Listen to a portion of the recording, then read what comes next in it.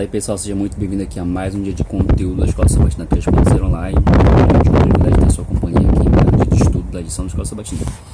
E por falar em lição da Escola Sabatina, lembre-se que nós já iniciamos a primeira lição, a lição nova, que vem falando aqui a respeito de Hebreus.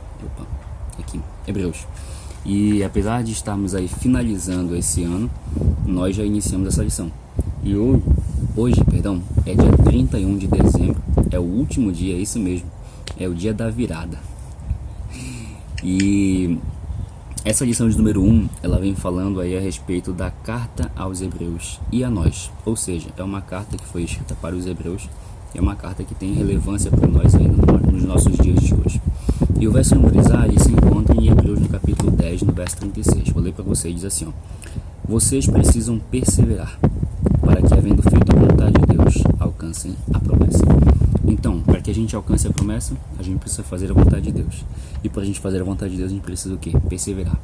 Às vezes pode ser que você mesmo tenha falado, ou já tenha ouvido de alguém, dizer um incentivo assim: poxa, persevere, continue, vai dar certo, você vai vencer. Só que às vezes a pessoa que falou isso, eu já falei isso de uma forma demagógica, falou da boca para fora, falou mesmo não acreditando. Eu falei, não acreditei que ia acontecer. E às vezes acontece isso, acontece na vida de muitas pessoas. Talvez, como eu falei, você tenha falado ou já tenha ouvido isso. Mas quem escreveu essa carta aqui, ele tinha propriedade de dizer, porque ele tinha vivido já aquela situação.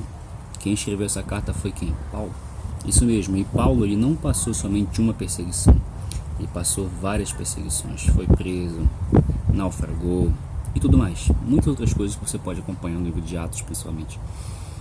E você vê que ele, mesmo tendo todas essas dificuldades, ele sabia em quem ele cria, e ele sabia que, apesar das maiores dificuldades que ele estivesse passando, ele tinha alguém que podia confiar, alguém que realmente iria ajudá-lo nas situações. E esse alguém era Jesus.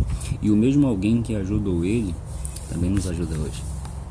É isso que é interessante. E essa lição, ela nos trouxe muitas lições.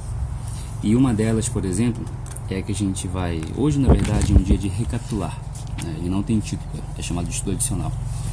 E é uma releitura simples, rápida, daquilo que a gente já viu durante a semana. E Paulo, ele descreve a carta dele aos Hebreus como exortação. Aí a palavra exortação na Bíblia pode ter dois significados. O primeiro é, digamos assim, um puxão de orelha, né? E o segundo é uma palavra de conforto, uma palavra de ânimo. E Hebreus, ele vem a ser uma palavra de ânimo aos cristãos que estavam vivendo naquele período. Porque o que acontecia? Os cristãos estavam vivendo um dilema. Qual era esse dilema? O povo hebreu era um povo muito idólatra. E era comum, fazia parte da cultura, as pessoas adorarem aos ídolos, fazerem os seus sacrifícios. E aquilo significava que as pessoas que faziam o sacrifício eram fiéis àqueles deuses e queriam que os deuses protegessem a cidade, trouxessem prosperidade e tudo mais. E quem não fizesse parte daquele tipo de ritual, daqueles sacrifícios e tudo mais, estava dizendo assim: olha, eu não quero fazer parte disso e eu não quero que esse Deus me abençoe.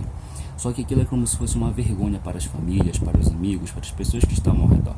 Então, ou você fazia parte daquele grupo e era aceito, bem-quisto, ou você não fazia parte, não fazia os sacrifícios e era como se fosse excluído. Então, os cristãos estavam como sendo excluídos, porque não queriam participar daquilo e não eram bem vistos. Eu acho que hoje em dia nós temos uma situação um pouco semelhante. Talvez por isso o título, Carta aos Hebreus e a nós. Quem sabe hoje você esteja vivendo aí um momento em que você não está sendo bem visto porque está participando de uma comunidade, ou porque você quer fazer parte e algumas pessoas da sua família ou seus amigos dizem: pô, você não vai fazer parte do nosso grupo, né? Mas tenha em mente de que você pode tomar as decisões. E a outra coisa é que, apesar de todas as dificuldades, assim como Paulo passou pelas dificuldades dele, com a ajuda de alguém você também vai passar. Não estou falando isso de forma demagógica, não estou falando isso de forma da boca para fora. Estou realmente falando como se fosse um incentivo para você, para que você lembre que você tem alguém que pode confiar. Na Bíblia a gente encontra muitas promessas que foram feitas por Jesus, e ele sempre as cumpriu. E a maior delas é que ele vai voltar para nos buscar. Apesar de estarmos iniciando um novo ano e ele não ter voltado ainda, isso não quer dizer que ele está atrasado.